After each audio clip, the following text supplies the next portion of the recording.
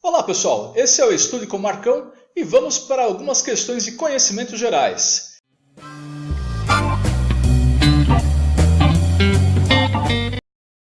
Então começando com essa do Banco do Brasil, Escriturário 2011. Então é o filme de maior público na estreia da história do cinema nacional. Segundo dados do B-Filme do Filme B e Rentrac, empresas que contabilizam dados de bilheteria no país entre sexta e 8 de outubro de 2010 e 10 de outubro de 2010, a produção foi assistida por 1,25 milhão de espectadores, ou seja, no fim de semana de estreia. Então qual filme que foi? Lula, o Filho do Brasil? Chico Xavier? Nosso Lar? Tropa de Elite 2 ou Se Eu Fosse Você 2? Bom, Lula, o Filho do Brasil. Teve um público de 473 mil nas duas primeiras semanas de exibição. Então, não foi esse filme. Chico Xavier. Ele teve um público de 3 milhões de pessoas, mas entre abril e maio de 2010. Ou seja, a gente está falando de outubro, né, o que o concurso pergunta. Nosso Lar teve 1,6 milhões de pessoas nos 10 primeiros dias após o lançamento, mas foi no mês de setembro de 2010. Tropa de Elite, né? Osso duro de roer, né? Pega um, pega geral. Tá? Ele foi lançado em 8 de outubro de 2010, tá? E em dezembro ele tornou-se o filme brasileiro mais visto até aquele momento, com 11 milhões de espectadores, superando Dona Flor e Seus Dois Maridos, de 76. Tá? E o outro filme, Se Eu Fosse Você 2, ele foi lançado em janeiro de 2009 e teve 5 milhões e 324 mil pessoas, espectadores, né?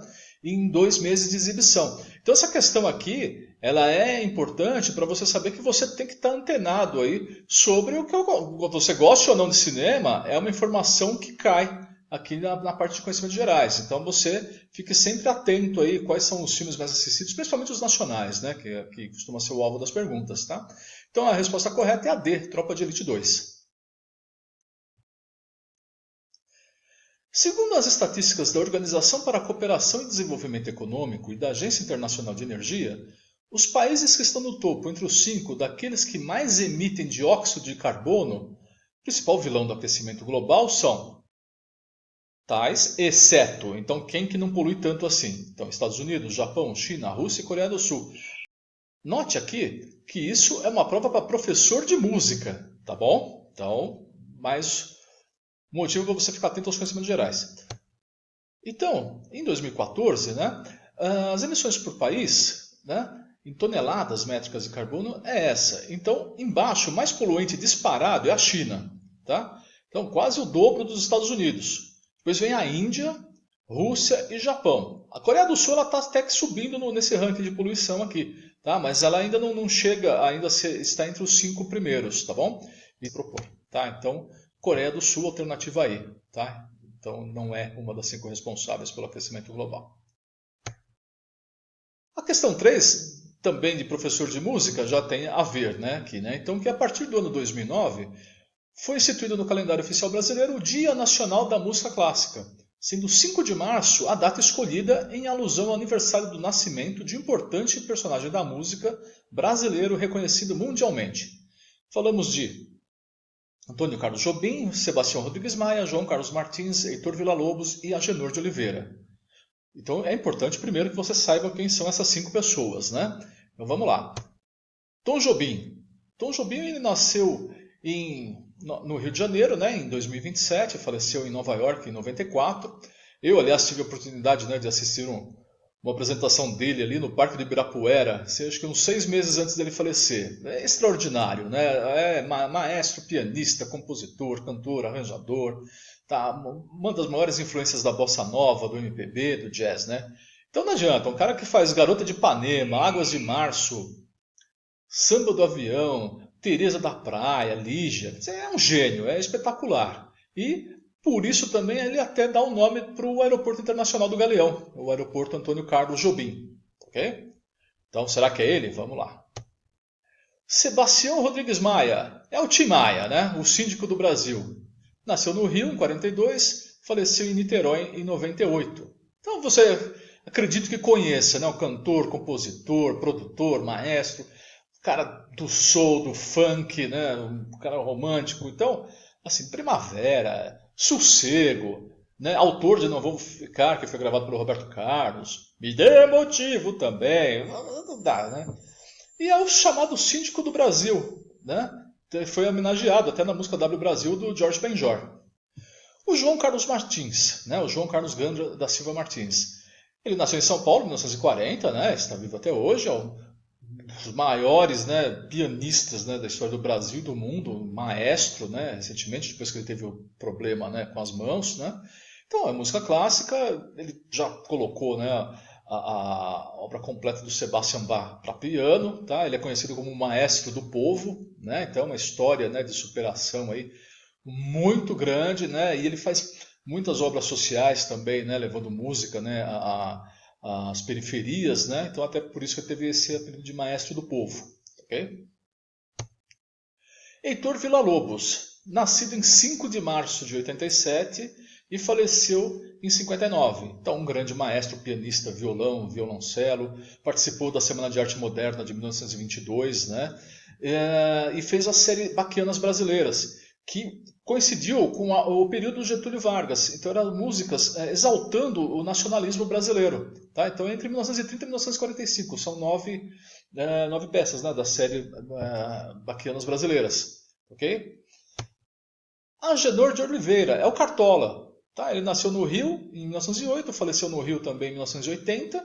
Quer dizer, é um dos fundadores da Mangueira, né, um grande sambista. Né? Então, as rosas não falam porque as rosas se calam. Então, e aí vai, acontece, quem me vê sorrindo, alvorada, alegria. Né? Então, ele ficou conhecido como o poeta das rosas. Então, o Dia Nacional da Música, né, é um decreto de 13 de janeiro de 2009, que declarou como 5 de março o Dia Nacional da Música, graças à data de nascimento do Villa-Lobos. Tá? Então, aqui está a cópia do decreto. Okay? 44.503. Então, a resposta correta é a alternativa D, Heitor Villa-Lobos. O escritor norte-americano J.D. Salinger terá sua obra mais conhecida adaptada para o cinema. Além de explorar a história de vida de Salinger, o filme contará como foi o processo que deu origem ao livro.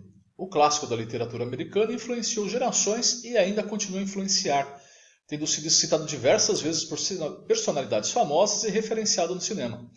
Com base nos seus conhecimentos de literatura, no caso dos administradores, né, a que obra se refere o texto?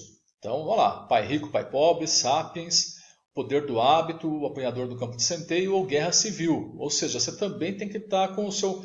Mesmo que não tendo deveria ler os livros, mas mesmo não os tendo lido, é bom você saber, né, as importantes obras, e você vê que é de literatura estrangeira, aqui no caso. Então, Pai Rico, Pai Pobre. Ele é um best-seller, né, de 1997, né, e que o autor, né, o Robert Kiyosaki, ele defende a tese de se possuir os meios de produção, ao invés de ser empregado. Ou seja, você tem que ser chefe, não vai ser empregado. Você tem que ir. Então, o que o rico, né? Então, você tem que pensar como rico. Então, o que o rico ensina a seus filhos sobre dinheiro, tá bom? Então, Sapiens, uma breve história da humanidade. O autor é o Yuval Noah Harari, né? Na verdade foi um texto que ele fez em Israel em 2011, né? Com o título de Uma Breve História do Gênero Humano, e depois convertido em livro em 2014. Então ele repassa a história da humanidade, né? Desde o surgimento da espécie, durante a pré-história, até o presente. Mas em vez de só inventariar fatos históricos, eles relaciona com as questões do presente e os questiona, né? De maneira bem surpreendente para o leitor. Então é ele. Poder do Hábito, um grande sucesso, um grande best-seller de Charles Duhigg, de 2012. Então, o porquê que fazemos o que a gente faz na vida dos negócios? Então, ele explora a ciência por trás da criação e reforma dos hábitos. O Apanhador no Campo de Centeio, que é do J.D. Salinger, né? Jerome David Salinger. Primeira edição, um clássico, né? 1951. Tá? Então, o enredo é o quê? A descrição da alienação da adolescência e da inocência perdida através do seu protagonista, com vocabulário e gírias, que serviu de influência para uma geração de novos leitores, especialmente adolescentes. E você tem Guerra Civil.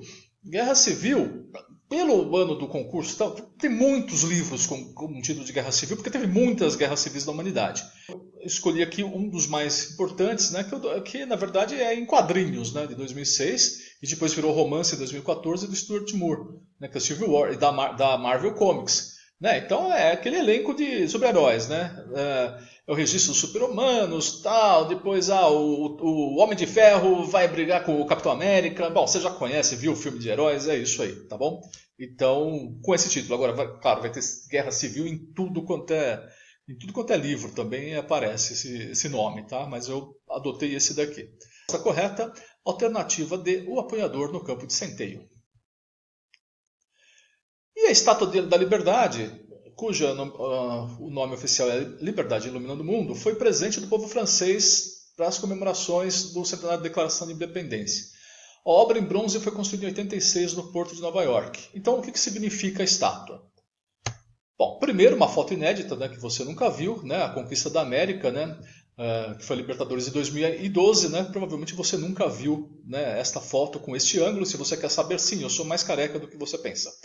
Tá? Então aqui a Estátua da Liberdade. Bom, continuando. Então, a Estátua da Liberdade é um projeto do Frederic Auguste Berthoud. Então, tem-se ainda assim, muito que não foi um presidente da França, foi um cara que queria pegar, vou fazer uma estátua legal, quero que seja lá nos Estados Unidos, porque eles são legais, são bacanas, são democráticos, querem nós, esse tipo de coisa. Então tem algumas controvérsias durante a história da criação, né, da estátua, tá? Então, ela foi construída pelo Gustavo Eiffel, o próprio, né, da Torre Eiffel. A figura feminina representa a Libertas, que é uma deusa romana. Tá?